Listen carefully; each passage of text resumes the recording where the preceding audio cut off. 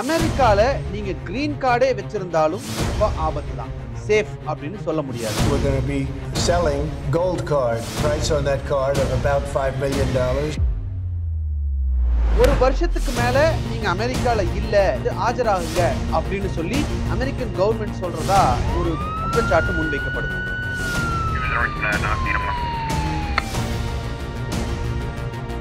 இந்தியாவில இருந்து போய் அமெரிக்கால படிக்கக்கூடிய மாணவர்களுக்கு நிறைய கட்டுப்பாடுகள் இனிமேல் வரும் அப்படின்னு சொல்லப்படுது. அமெரிக்கால என்ன நடக்குது? வணக்கம் சார். வணக்கம் சார், கிரீன் கார்டு வச்சிருந்தா நான் சேஃப், அமெரிக்காவுக்கு நான் வேலைக்கு போயிட்டாலே சேஃப், அமெரிக்காவுக்கு படிக்க போனா வேலை கிடைச்சிரும், வேலை கிடைச்சிருச்சுன்னா அங்க செட்டில் ஆயிடுவேன், செட்டில் ஆயிட்டா கிரீன் கார்டு வாங்கிடுவேன், கிரீன் கார்டு கிடைச்சிருச்சுன்னா சேஃப் அப்படின்னு ஒரு நிலைமை இருந்தது ட்ரம்ப் வர்றதுக்கு முன்னாடி வரைக்கும். இப்ப கிரீன் கார்டு வச்சிருந்தா கூட சேஃப் இல்லை. நான் ஒரு வயசான ஆட்கள் வயதான ஒருத்தங்க வந்து கிரீன் கார்டே வச்சிருந்தா ஏர்போர்ட்லயே நீங்க கிரீன் கார்டை சரண்டர் பண்ணுங்க அப்படின்னு சொல்லி ஒரு ஃபார்ம் கொடுத்து அதை ஃபில் பண்ண சொல்லி சொல்றதெல்லாம் செய்திகளை நம்ம பார்க்குறோம். அமெரிக்காவில் என்ன நடக்குது? ஃபஸ்ட்டு நீங்கள் என்ன புரிஞ்சுக்கணும்னா, இந்த அமெரிக்கா மோகங்கிறது என்னன்னு நீங்கள் புரிஞ்சுக்கணும். இந்த அமெரிக்கா மோகங்கிறது லேட் 1960ஸ்லேருந்து இந்தியாவில் இருக்குது. 1960ஸ்லேருந்து லேட் 1960s அவங்க சிவில் ரைட் மூமெண்ட் புரிஞ்சதுலேருந்து ரொம்ப தாக்கத்தில் இருக்குது. அப்போது ஈஸியாக கலர்ட் பீப்புளை மைக்ரேட் பண்ண விட்டுன்னு இருந்தாங்க. அவ்வளோதான். அதுக்கு முன்னாடி அமெரிக்காவில் வந்து ரேசிசம் இருந்தது. இந்த கலர்டு பீப்புள் நான் கலர்டு பீப்புளெலாம் இருந்தது, நிறவெறி. அதெல்லாம் முடிஞ்ச அப்புறம்தான் இந்தியாவிலேருந்து இந்த மைக்ரேஷன் ஆரம்பிச்சு. நம்ம ஏன் மைக்ரேட் பண்ண ஆரம்பித்தாங்கன்னா, படித்தவங்களுக்கு அங்கே ஈஸியாக வேலை கிடச்சிட்டு இருக்குது. அவங்க அந்த சம்பளத்துக்கு வேலை செய்யாத அளவுக்கு நம்ம வேலை செய்யறதுக்கு தயாராக இருந்தோம். அதனால இங்கேருந்து மைக்ரேஷன் நடந்தது. டாக்டர்ஸு, இன்ஜினியர்ஸு, நர்ஸு, இப்படி தான் ஸ்டார்ட் ஆரம்பிச்சது. அதுக்கப்புறமா வந்து ஃபார்ம் லேபர், பஞ்சாப்லேருந்து லேபர்லாம் போக ஆரம்பிச்சது. Drug driver, labour. அமெரிக்காவுக்குள்ளே போகிறது 2 விதமாக போகிறாங்க. ஒரு விதம் வந்து காலேஜ் டிகிரி வாங்கி அப்படியே அங்கேயே உட்காடுறது, இல்லாட்டா H1B வாங்கி வேலைக்கு போய் அப்படியே உட்காடுறது. இது ஒரு விதம். இன்னொரு விதம் வந்து இல்லீகலாக மைக்ரேட் பண்ணி அங்கேயே உட்காடுறது. ஒன்னொன்றுத்துக்கும் விதவிதமான அவங்களுக்கு அதில் இது இருக்குது. இப்போ வந்து ஒரு ஹிந்து ஐயர் போனோம்னா கூட ஒரு கேட்டகரி ஆஃப் வீசா அவங்களுக்கு இருக்குது. ஓகே. ஸோ இது மாதிரி ஒரு கேட்டகரி வீசா இருக்குது. இப்போ ரீசெண்டாக அமெரிக்காவில் என்ன ப்ராப்ளம்னா, அமெரிக்கன்ஸோட நான் அமெரிக்கன்ஸ் அங்கே நிறைய பேருக்கு போயிட்டாங்க. எஸ்பெஷலி மெக்சிகோ, லாட்டின் அமெரிக்கா, இது மாதிரி ஊர்லேருந்து நிறைய பேர் அங்கே போய் இங்கிலீஷ் ஸ்பீக்கிங் பீப்புளோட ஸ்பானிஷ் ஸ்பீக்கிங் பீப்புள் ஜாஸ்தி ஆயிட்டாங்க அப்படின்னு ஒரு பெரிய தகராறு. ரெண்டாவது, எங்களுக்கு வேலை வாய்ப்பு வந்து இந்தியா மாதிரி நாட்டிலேருந்து வரவங்கலாம் படித்தவங்களே வேலை வாய்ப்பு எங்களை வந்து எடுத்துக்கிறாங்க. நாங்கள் $4000 பண்ணக்கூடிய சம்பளத்தை அவன் $3000 கூட பண்ணுறதுக்கு ரெடியாக இருக்கிறதுனால எங்களுக்கு வேலை வாய்ப்பு போயிடுது அப்படின்னு சொன்னாங்க. அதனால் நிறைய ரெஸ்ட்ரிக்ஷன்ஸ் ஒரு பீரியட் ஆஃப் டைம் வந்துட்டு இருந்தது. H1B வீசாவை லிமிட் பண்ணாங்க. ஒரு வருஷத்துக்கு 1,00,000 பேர் தான் வீசா. அதில் இந்தியாவுக்கு லாட்ரியில் வந்துட்டு இருந்தது. H1B வீசா நீங்கள் லாட்ரி அடிச்சிங்கன்னா நீங்கள் பெரிய ஆளு. அப்போ தான் வேலை செய்ய முடியும். வேலை செய்ய முடியும். 3 வருஷம் நீங்கள் இருக்கலாம். ஸோ 3 வருஷத்துக்கு அப்புறம் இன்னும் 3 இயர்ஸ் ஆட்டோமேட்டிக் எக்ஸ்டென்ஷன் கிடைக்கும். அந்த சமயத்தில் உங்கள் கம்பெனி ப்ரமோட்டர் ஒழுங்காக இருந்தான்னா I-140ன்னு ஒரு ஃபார்ம் வாங்கி கொடுத்துருவோம்.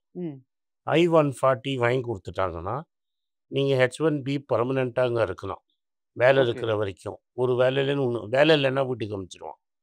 ஸோ நீ வேலையில் இருக்கிற வரைக்கும் அந்த I-140 இருந்தால் நீங்கள் லாங்காக இருக்கலாம். அதுதான் அந்த டியூரேஷன் ஆஃப் ஸ்டேட்டஸ்னு ஒன்று சொல்கிறாங்க. ஆமாம், அந்த I-140 தான். அங்கே தான் ப்ராப்ளம் வருது. இப்போ இந்த I-140யில் என்ன ஆகுதுன்னா, H1ஓ H4ஓ எனக்கு நம்பர் ஞாபகம் இல்லை, உங்கள் டிபெண்டன்ஸும் அங்கே போகலாம், ஒய்ஃபு பசங்க எல்லாரும்.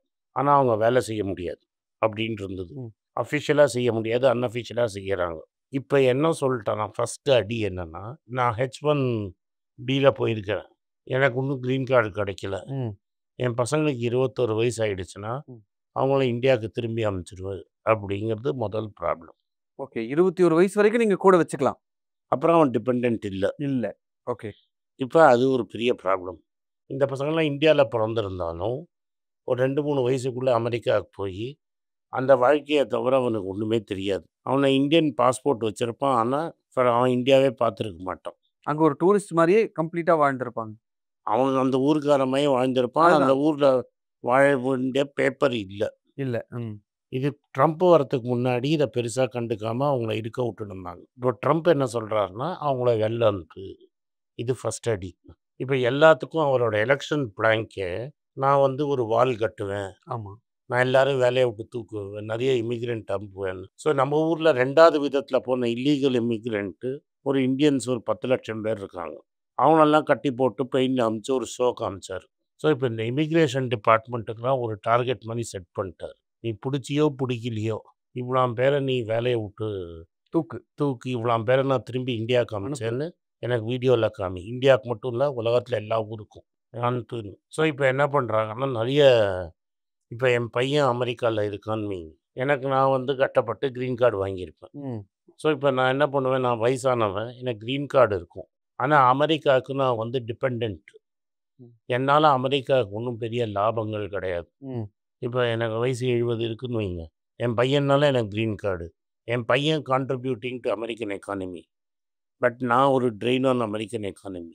உங்களால அமெரிக்காவுக்கு எந்த பிரயோஜனமும் இல்லைன்னு இல் அவங்க நினைக்கிறாங்க. இல்ல தான். ம். செலவு தான். ம். மெடிக்கல் கேர் அது இதுன்னு எல்லாம் செலவு தான்.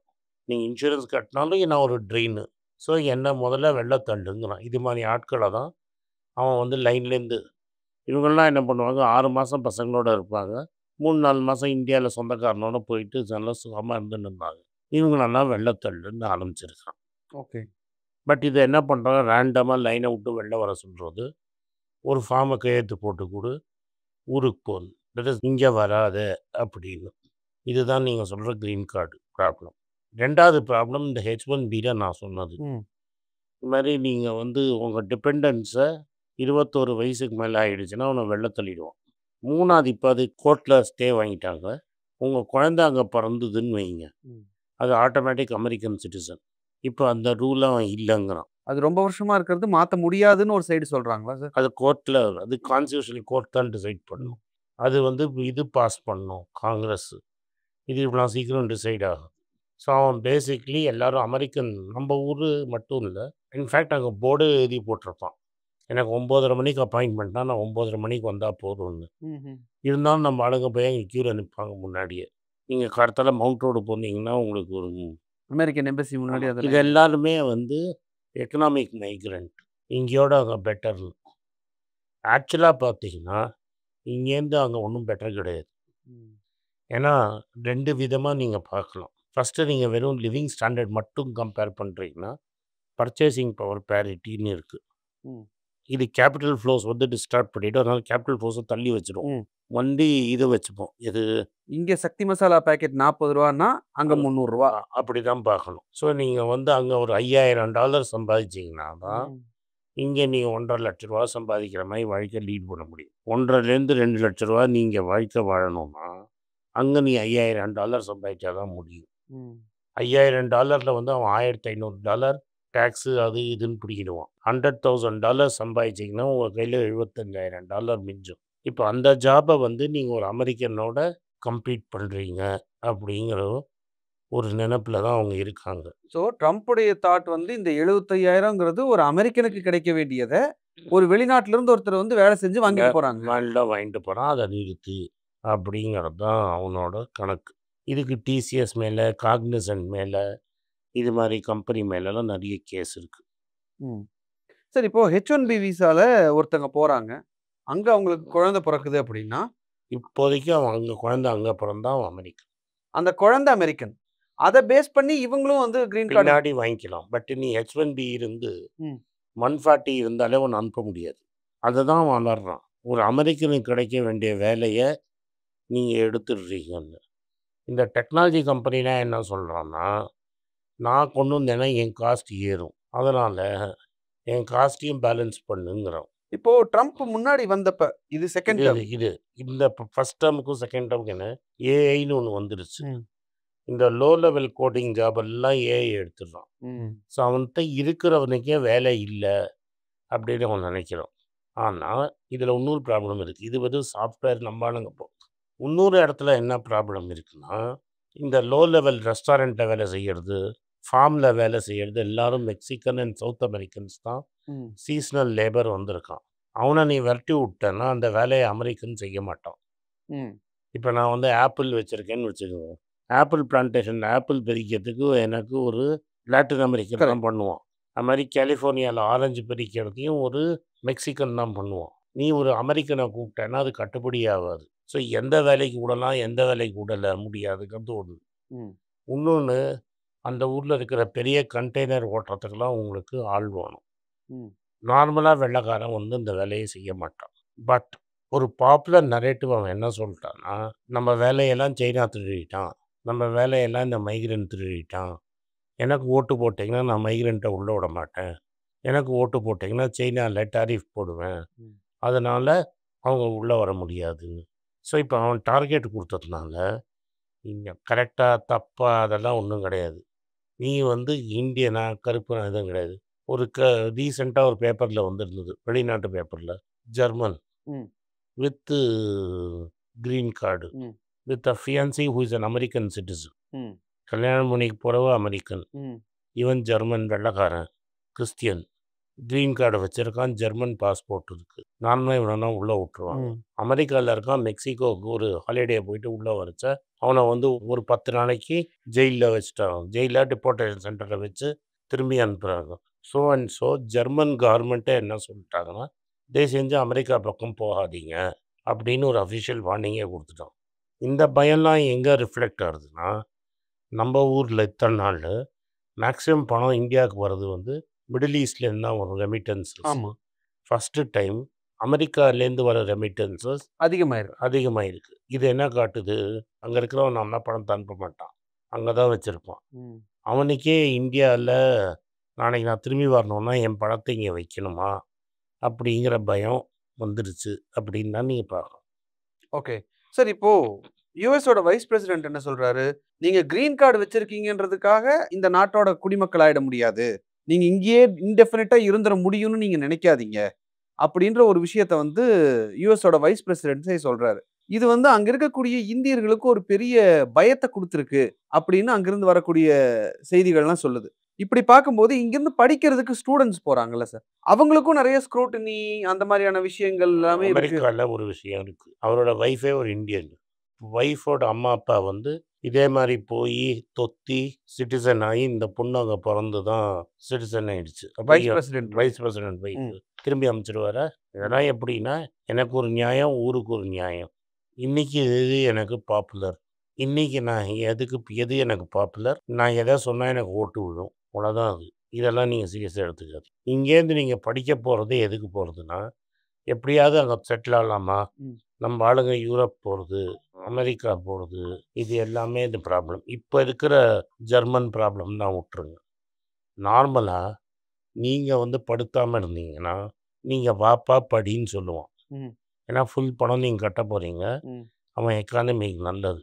ஆனால் நீங்கள் படிச்சுட்டு அங்கேயே தொங்க போகிறேங்கிறதுனால எப்போதுமே ஸ்க்ரூட்டினி ரொம்ப கஷ்டம். நீங்கள் அங்கே தொங்குவீங்களா மாட்டீங்களான்னு பார்த்துட்டு தான் கொடுப்பான். ஸோ இப்ப அமெரிக்கால செட்டில் ஆகலாமா வேண்டாமா சார்? என்ன கேட்குறிய? ம். எங்கள் அப்பா எனக்கு நான் ஒரு வாட்டி சொன்னேன், திரும்பி சொல்லிடுறேன். எனக்கு 18 வயசு இருக்கும்போது 40 வருஷத்துக்கு முன்னாடி, கரெக்டாக இப்போ 40 வருஷம் ஆகும், அமெரிக்காவுக்கு நான் போயிட்டு வந்தேன் 6 மாதத்துக்கு. நான் வாழ்க்கையில் ஒரே ஒரு வாட்டி அமெரிக்காவுக்கு போனது அதுதான். 12th முடிச்சோடனே எங்கள் அப்பா அனுப்பிச்சி வச்சார். நான் ஒரு 6 மாதம் சுற்றிட்டு வானான்னு வந்துட்டேன். ஆனால் எங்கள் அப்பா ஒன்று சொன்னது என்னென்னா, கிரிக்கெட் ஃபேன்ஸ் நாங்கள்லாம், ம். சேப்பாக்கில் செஞ்சுரி அடிக்க தெரியாதவன் போய் லாட்ஜில் செஞ்சுரி அடிக்க முடியாது. உங்களுக்கு புரிஞ்சிடுச்சா? ம். ம். போய் உன் சுத்தி சொந்த பார்த்துட்டு வந்துக்கோ. ஆசைப்பட்டேன்னா ஆசை பார்த்தேன். ஓகே. உன் ஊரில் எல்லா அட்வான்டேஜும் உன் பேரில் லோடாக இருக்கும்போது இங்கே நீ செஞ்சுரி அடிக்கலைன்னா நீ போய் அங்கே செஞ்சுரி அடிக்க முடியாது, கூலிக்கு மாரடிக்கலாம். சார் இங்க எனக்கு வந்து சம்பளம் கிடைக்குது. இங்கேயே எனக்கு வேலை பார்க்க முடியுது. அதே வேலையை நான் அங்க போய் பார்த்தா எனக்கு ஜாஸ்தி சம்பளம் வருதுன்னு தானே அமெரிக்கா போறேன். அப்படி கிடையாது. அதான் எங்கள் அப்பா சொன்னது கரெக்டு. இங்கே ரூபாவில் சம்பாதிச்சு இங்கே ரூபாலேயே நீ சேர்த்தேன்னா ஜாஸ்தி சம்பளம் சேர்ப்பு. அங்கே டாலரில் போய் டாலரில் சம்பாதிச்சேன்னா மிடில் கிளாஸ் லைஃப் ஸ்டைலில் தான் இருப்பீங்க. மிடில் கிளாஸ்லேருந்து பணக்காரனே ஆக முடியாது. ரைட்டாக அதில் பல புஸ்தகம் எழுதினோம்னா அட்லாண்டிக்னு ஒன்றுத்தில் எழுதியிருக்கிறோம். நீங்கள் எப்படி கணக்கு போட்டு பார்த்தாலும் நீங்கள் வந்து ஃபஸ்ட்டு ஒரு நல்ல ஸ்கூல்லேயே படிக்க வைக்க முடியாது. இப்போ நீங்கள் வந்து ஒரு யூ அண்ட் யுவர் ஒய்ஃப் 2 பேரும் சேர்ந்து ஒரு 25 லட்ச ரூபா சம்பாதிச்சிங்கன்னா வருஷத்துக்கு உங்களால் ஒரு ஐபி ஸ்கூலில் பையனை படிக்க வைக்க ம். முடியும். அங்கே ஐபி ஸ்கூல்லாம் போக முடியாது. நீங்கள் கார்ப்பரேஷன் ஸ்கூலில் தான் படிக்க வைக்கணும். இங்கே போயிட்டு இங்கேருந்து நம்ம ஊரில் போன மகானுபாவங்கள்லாம் எவ்வளோ பேர் வந்து ப்ரைவேட் ஸ்கூல் எஜுகேஷன் அவன் பசங்களுக்கு கொடுக்குறான்னு பார்த்தீங்கன்னா 100ல் ஒருத்தவங்க கூட இருக்க மாட்டோம். ஏன்னா அங்கே ஸ்கூல்லே அஃபோர்ட் பண்ண முடியாது. நீங்கள் ப்ரைவேட் ஸ்கூல் எஜுகேஷனை ஒரு வருஷத்துக்கு $30,000 $40,000 ஆகும். ஓகே. மாதம் $3,500 $4,000 கொடுத்தா தான் உங்களை ப்ரைவேட் ஸ்கூலுக்குள்ளேயே விடுவான். ஸோ இவங்க ப்ரைவேட் ஸ்கூல்லாம் அனுப்ப மாட்டாங்க. இவங்க அனுப்புறது கார்ப்பரேஷன் ஸ்கூல். அந்த கார்ப்பரேஷன் ஸ்கூலு டிபெண்டிங் அதெல்லாம் அந்த ஊருக்கும் இந்த ஊருக்கும் என்ன வித்தியாசம்னா, இங்கே எந்த ஸ்கூல்லையுமே சொல்லித் தர மாட்டாங்க. வாத்தியாரே வரமாட்டான். இந்தியாவில் கவர்மெண்ட் ஸ்கூலில் எந்த ஸ்கூல்லையுமே வாத்தியார் வரமாட்டான். ஒழுங்காக சொல்லித் தர மாட்டான்.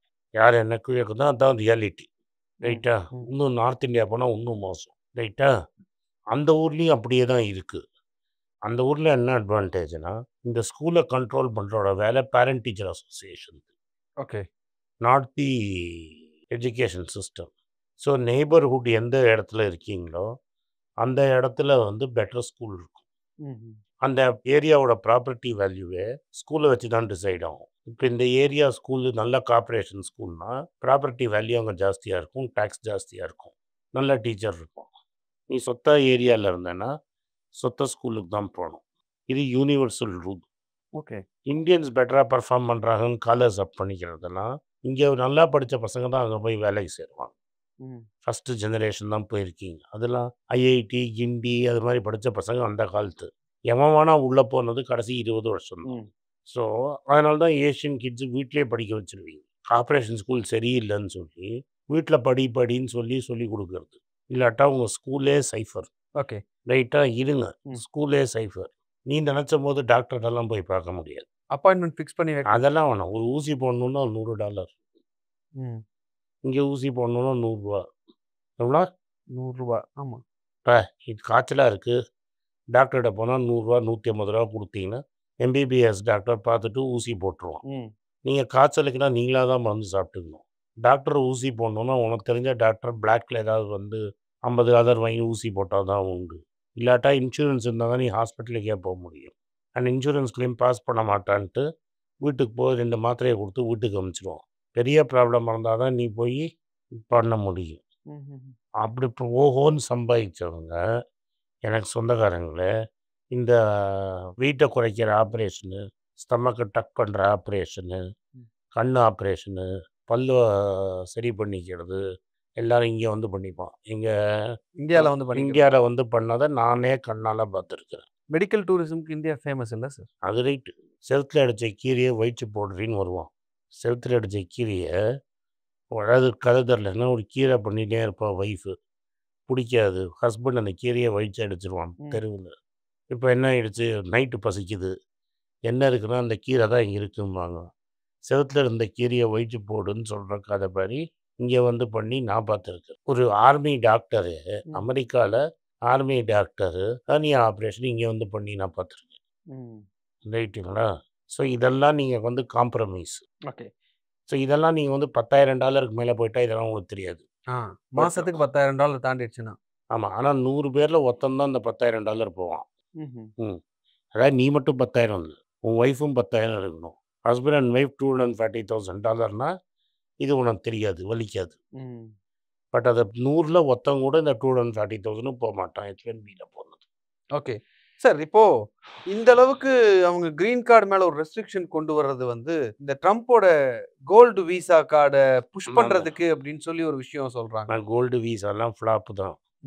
1000 கார்டுக்கு மேல வித்துட்டோன்னு வேற சொல்றாங்க. அவன் என்ன வேணா சொல்லுவான். இருக்கிற ஸ்மகுலர் டெரரிஸ்ட்டு கூட வித்துருக்கலாம்.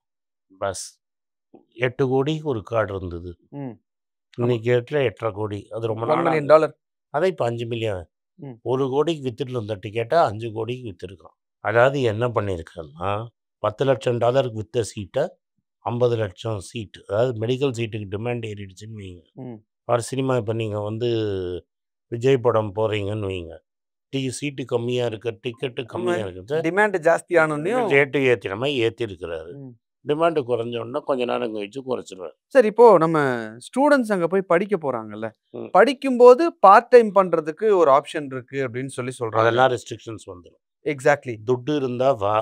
அமெரிக்காவில் 2 வருஷத்துக்கு நீங்கள் மாஸ்டர்ஸ் படிக்கணும்னா நல்ல யூனிவர்சிட்டியில் $120,000 to $140,000 ஆகும். 1.25 கோடியிலேருந்து 1.5 கோடி ஆகும். உங்கள் வீட்டில் 1.5 கோடி ரூபா இருந்தால் விசா கிடைக்கும். 1.5 கோடி இல்லைன்னா விசா கிடையாது, வீட்டுக்கு போ. அவ்வளோதான். இப்போ அது படிச்சு முடிச்சதுக்கு அப்புறம் 1 வருஷம் அங்க வேலை செய்யறதுக்கு ஒரு சான்ஸ் நான் இருக்கும். ரூலில் நான் சொன்னேன்ல, நீ அங்கே தொங்க போகிறேன்னா எட்டி வச்சு அமைச்சிருவான். அதெல்லாம் போயிடும் போ. இன்னைக்கு போகலன்னா கூட இன்னைக்கு போகலன்னு நீங்கள் ஆர்கியூ பண்ணலாம். ம். இவன் கண்டினியூ பண்ணான்னா ஒரு வருஷத்தில் ட்ரம்ப் ஃபர்ஸ்ட் டேர்ம்ல வந்தப்போ மினிமம் $1 lakh $1,20,000 சம்பளம் வாங்குறவங்களுக்கு மட்டும்தான் H1B விசா கொடுப்போம் அப்படின்ற மாதிரியான ஒரு இது இருந்தது. மிரட்டல் விட்டாரு. ஆ. இப்போ நான் நிறைய பேரை பார்த்துருக்கேன், $3,000 $4,000 இருக்கிறான். ம். அதெல்லாம் சும்மா. இப்போ முதல்ல $100,000 கொண்டு வரட்டும் பார்க்கலாம். ஓகே. ஸோ அது கொண்டு வர்றதுக்கான சான்ஸ் இருக்கா சார்? இப்போ டாரிஃப் அது இதுன்னுலாம் சொல்றாரு. இதெல்லாம் அது பாரு, அவருக்கே தெரியாது. கார்த்தால right side of the bed எழுந்துக்கிறாரா, left side of the bed எழுந்துக்கிறாரான்னு தெரியல. கார்த்தால என்ன மூடு, நைட் என்ன மூடுன்னு தெரியல. அவர் எல்லாத்தையும் விற்கிறவர். ஒரு ஈஸ்டர் செலிப்ரேட் பண்ணுவாங்க ஒயிட் ஹவுஸில், அதுக்கு தான் கார்ப்பரேட் ஸ்பான்சர்ஷிப் கேட்குறாரு. இப்போ என்ன சொல்லியிருக்காரு, ட்ரம்ப் மீம் காயினில் இன்வெஸ்ட் பண்ணுறவனுக்கு ஸ்பெஷல்னு சொல்லியிருக்கிறாரு. அமெரிக்காவில் எவ்ரிதிங் இஸ் ஃபார் சேல். இன்னைக்கு துட்டு இருந்தால் நீ உள்ளே போகலாம், துட்டு இல்லைன்னா நாட் வெல்கம். அவ்வளோதான் matter. If you have money you are welcome in India. No in America you have no money, beggar பை கோபர். 2 ரூட்டு பா. நீ பணக்காரன்னா எம்ஜிஆர் மாதிரி வெற்றி வெற்றியின் உலகம் சுற்றும் வாலிபன் மாதிரி பண்ணலாம். பணம் இல்லையா, ஐ எம் அ பெக்கர் பைன்னு நீ விவேக் மாதிரி பாடணும். இதுதான் சிம்பிளான மேட்டர். படிக்கிறதுக்கு அங்க போனவங்களுக்கு என்ன சிச்சுவேஷன் இருக்கும்? இனிமேலாவது அங்க படிக்க போறத பத்தி யோசிக்கணும்னா படிக்க போறியா இல்லையாங்கிறது உங்கள் டிசிஷன். ம். போனீங்கன்னா வீட்டுக்கு திரும்பி அனுப்பிச்சிருவாங்கிறது என்னோட டிசிஷன். டாலர் வேற ஸ்ட்ராங் ஆயிட்டே இருக்கு, ருப்பி டிப்ரிஷியேட் ஆயிட்டே இருக்கு. அதெல்லாம் ஆகதான் செய்யும். பட் இதுதான் ப்ராப்ளம். என்ன கேட்டிங்கன்னா, அப்படி ஒன்றும் பெரிய படிப்பு அங்கே ஏதாவது 100 பேரில் 1 பேர் வேணால் பெரிய கம்ப்யூட்டர் சயின்ஸ் படிப்புலாம் இருக்குது. ம். பட் நம்மளுக்கு வேணுங்கிற கம்ப்யூட்டர் சயின்ஸ் படிப்பு ஆன்லைனில் நீங்கள்டே படிக்கலாம். என்னோட லைஃப் எக்ஸ்பீரியன்ஸ் என்னென்னா, டிகிரிங்கிறது அவ்வளோ முக்கியம் இல்லை அப்படிங்கிறது என்னோட லைஃப் எக்ஸ்பீரியன்ஸ். ஒரு பாஸ்போர்ட், ஒரு கிரீன் கார்டு, ஒரு லைசன்ஸ், விசிட்டிங் கார்டு மாதிரி உள்ளே போகிறதுக்கு ஒன்று. பட் வேறு விதமாக உள்ளே விட்டுட்டாங்கன்னா அதுக்கு அர்த்தமே கிடையாது. அதனால் அமெரிக்காவில் போய் நான் படிக்கணுங்கிறது தேவையில்லாததுன்னு என்னோட பர்சனல் கருத்து.